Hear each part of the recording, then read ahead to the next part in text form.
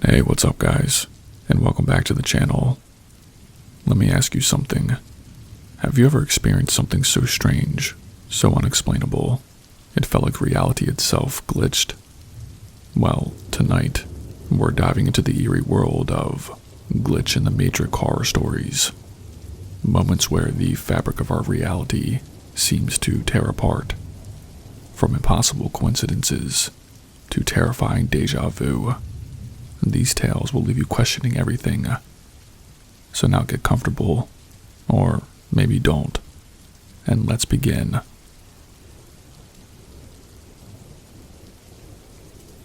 Hey everyone, I've been a nighttime security guard at an old 24-story apartment building in the city for a few years now. It's one of those buildings that's been standing for almost a century, with its fair share of quirks and history. Over the years, I've had some strange experiences here, but last night might have been the one that finally makes me quit. It started around 3 a.m. I was sitting at the front desk, scrolling through my phone to stay awake, when I heard the phone ring. "Hello, this is Draven at the front desk. How can I help you?" The voice on the other end sounded female, but it was so garbled I could barely make out anything. The only part I caught was 23rd floor. I asked what apartment they were in, but again, all I got was garbled nonsense, followed by 23rd floor. After trying 3 times to get more information, and getting that same response, I finally said, "Alright, I'll come up. Meet me in the hallway." I headed to the elevators, but both were already sitting on, surprise surprise, the 23rd floor. We have an old service elevator, so I called that one down. It's ancient, barely functional, but it's better than nothing. The car arrived, and I stepped in and hit the button for the 23rd floor. That's when things got weird. The elevator did not move. The inner door refused to close. I opened the reset panel to see if I could fix it, and the second I did, the elevator started shooting up, with the door still wide open. I pressed myself into the corner, gripping the handrails as the car rattled its way up. The thing was shaking so bad I thought it might fall apart, but finally it screeched to a stop on the 23rd floor. The door closed as soon as I stepped out, as if nothing had happened. The hallway was silent, too silent. No hums of TVs, no muffled voices, nothing. I walked the length of the corridor, checking for any sign of someone who might have called, but it was dead. I turned back, heading toward the regular elevators, when I noticed they were sitting there with their doors wide open, both of them. I told myself it was probably just a glitch, something wrong with the system. I got into one of the cars and planned to reset the system, when I heard the faint sound of a door shutting, the back stairwell. I stepped out of the elevator and went to investigate. The stairwell was empty, but the maintenance door to the machine room was slightly open. That door should have been locked, and I'm the only one with a key at night. The machine room is a huge, creepy space filled with noisy equipment, and it gives you access to the roof. No one ever goes in there unless they absolutely have to. My gut told me to walk away, but I couldn't ignore it. I opened the door and stepped in, shouting, "Hello?" No response. The lights flickered above me, casting strange shadows across the room. I checked between the massive machines as I moved forward, but there was no one. At the far end, the roof access door was slightly ajar. I opened it and stepped onto the roof. The air was cold, and the city stretched out below me. I did not see anyone, but the roof wraps around, so I moved to check the other side. Then I heard it. The door to the maintenance room slammed shut behind me. I ran back and grabbed the handle. It was heavy, and it took all of my strength to yank it open. I did not even bother to look back. I bolted through the room, slammed the maintenance door shut, and did not stop until I was back on the 23rd floor hallway. The elevators were still sitting there with their doors open. I got in one and rode it all the way down to the lobby. My heart was racing as I sat down at the desk. Then the phone rang. I did not say anything this time. I just picked it up and listened. The garbled voice came through again, clear enough to catch 2 words. 23rd floor. I hung up, turned the ringer off, and spent the rest of the night staring at the parking garage monitor. This building has always been weird. A few weeks ago, I walked past a dark room on the 1st floor, and I swore I saw myself standing inside of it. The next night, while cleaning out that same room, the lights flicked off, and I saw a flash of myself walking past. I don't know how much longer I can handle this job. I just needed to share this with someone.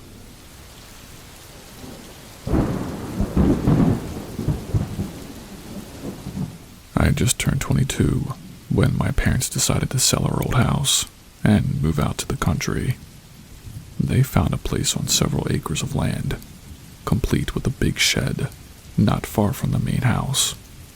The shed was pretty spacious, so I decided to make it my own little place.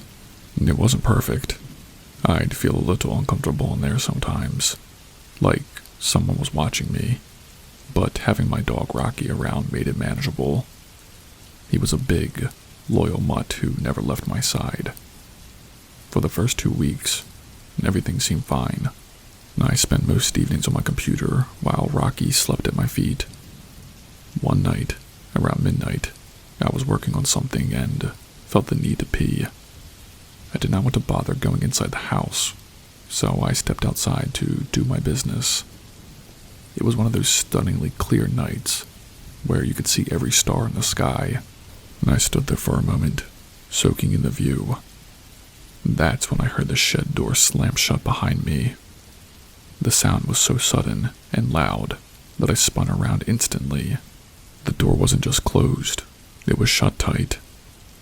I walked back quickly and tried the handle, but it would not budge.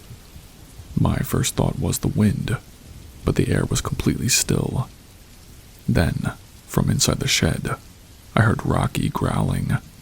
At first it was low and quiet, but it quickly escalated into loud, frantic barking. My heart started pounding as I yanked at the door, trying to get it open. I'm 6'5" and pretty strong. I've played sports my whole life, so I threw my weight into it, but it did not even budge. Inside, Rocky's barking turned into high-pitched whines, then whimpering, and then silence. I panicked, and I stepped back and rammed the door with my shoulder as hard as I could. On the 3rd hit, it finally flew open. The force nearly sent me stumbling into the dark room. The light inside the shed, which I'd left on, was now off. I flipped the switch, but nothing happened. It was pitch black. The only sound was my own breathing, loud and uneven. I called out for Rocky, but he did not make a sound. I started feeling around in the dark, hands sweeping over the desks and shelves, searching for my flashlight. When I finally found it, my fingers were trembling so badly that I almost dropped it. I turned it on, and the beam cut through the darkness. That's when I saw him.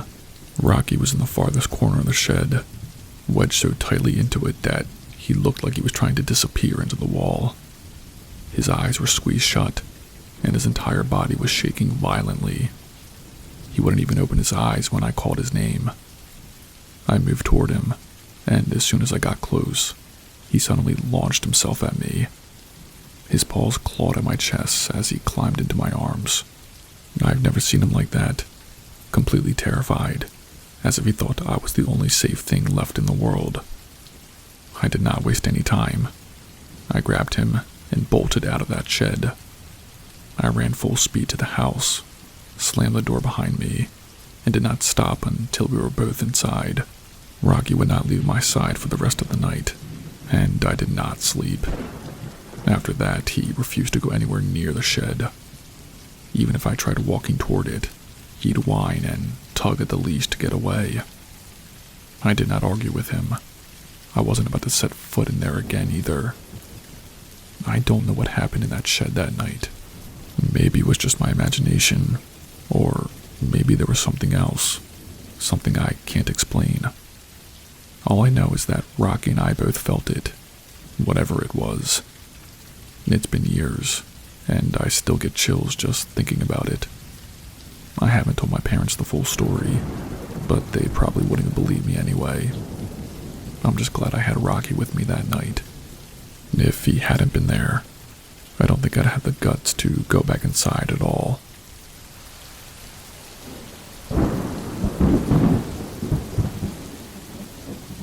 I'm not one for really sharing stories on here, but something happened to me when I was a teenager that I've never been able to explain.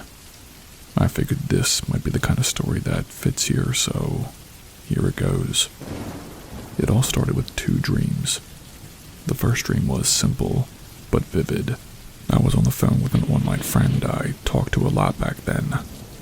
In the dream, she told me that her boyfriend had broken up with her.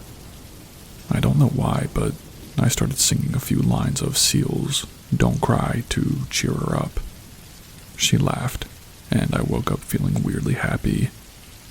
That dream did not stick with me as much at the time, but the second one did. In the second dream, I walked into a bathroom. The details are burned into my brain. Blue tiles, half-open window, and the sound of dripping water.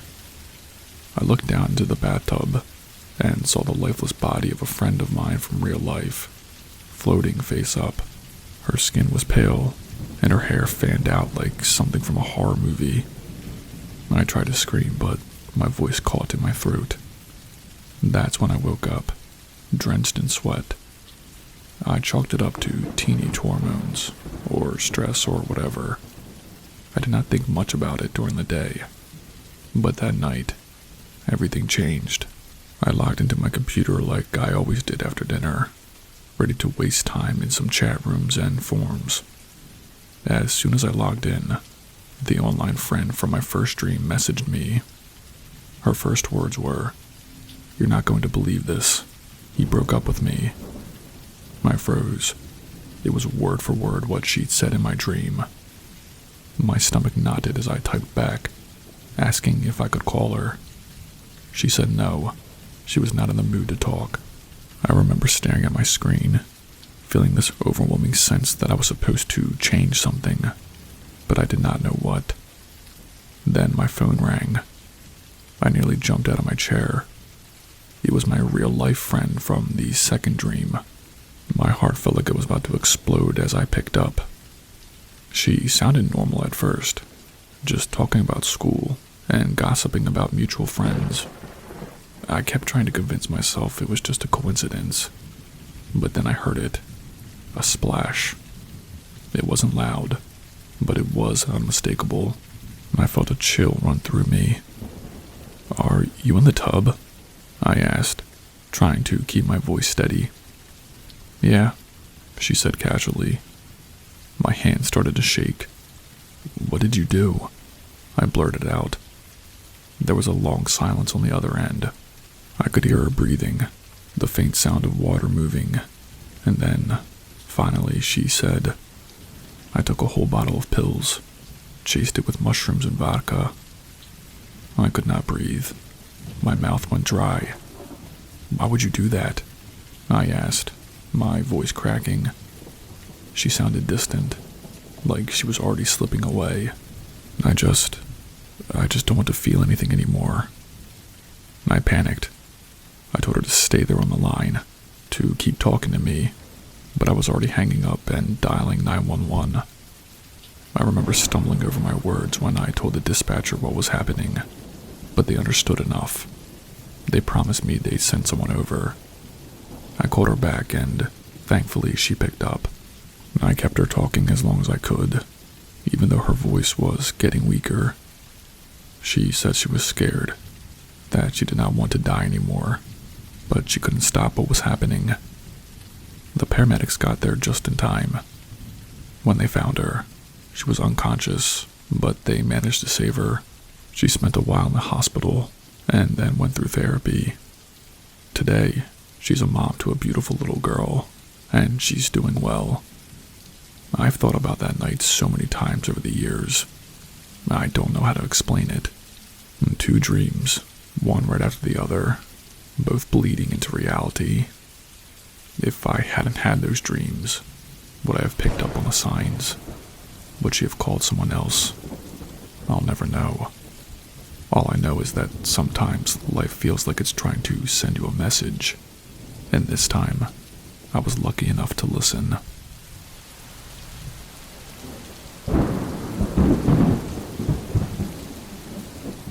I've never been the type to believe in premonitions or any of that psychic stuff. I'm a rational person, grounded in logic. But there's this one memory that stuck with me, haunted me, really. I don't talk about it much because, honestly, it sounds insane. But here it is. It happened about 5 years ago. My dad and I were on our way home after running errands, and we decided to grab some food at a drive-thru. Nothing unusual about that, just a normal stop for burgers and fries. As we pulled up, I felt off. At first it was just a faint unease, like the kind you get when you realize you've forgotten something important, but you can't put your finger on what it is. I chalked it up to hunger, or maybe being tired, but the feeling did not go away. It grew. We ordered, got our food, and pulled ahead to check the bag. Of course, they messed up the order. My dad muttered something under his breath about kids these days, and parked us a little ahead to wait for them to fix it. Meanwhile, I was sitting there, sweating and trying to ignore the fact that my chest felt tight. My stomach churned, and I started feeling lightheaded. It wasn't just hunger. It was like every cell in my body was screaming at me that something was wrong. I couldn't shake the feeling that I needed to do something. And then, out of nowhere, it hit me. I had to call my brother.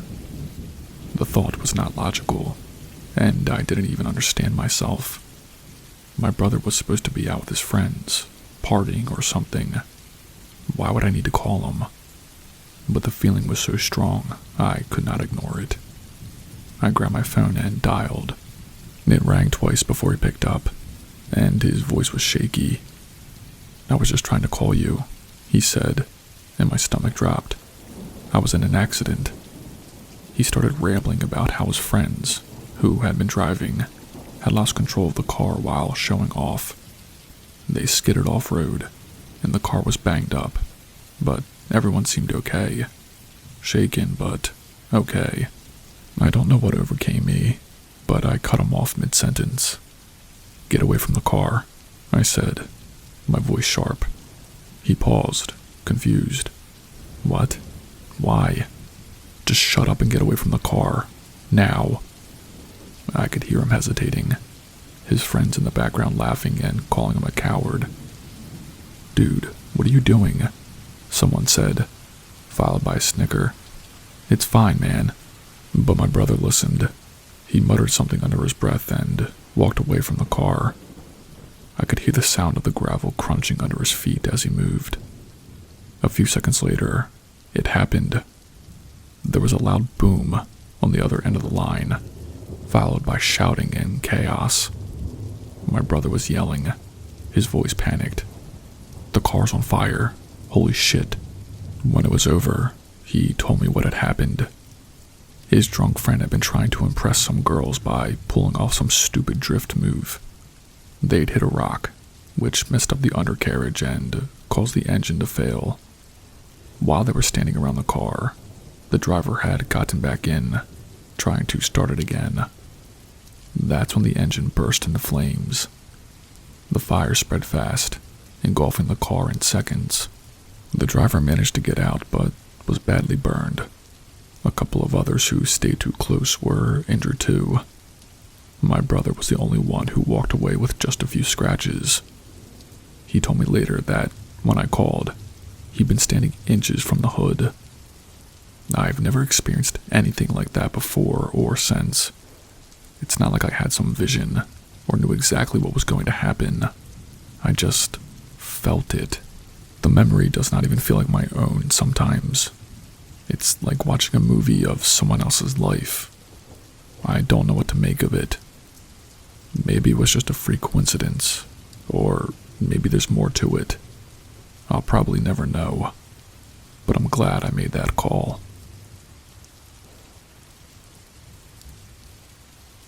Hey, what's up guys? It's Spooky. If you've made it this far, congratulations, you survived. If you did not know, I have an Instagram. Follow me on there so we can connect. I also have a Patreon. On there you'll have direct access to me and can see the upcoming videos, polls, and soon-to-be exclusive stories only shared on there. If that's something that interests you, please consider joining. That's all I have for you guys tonight.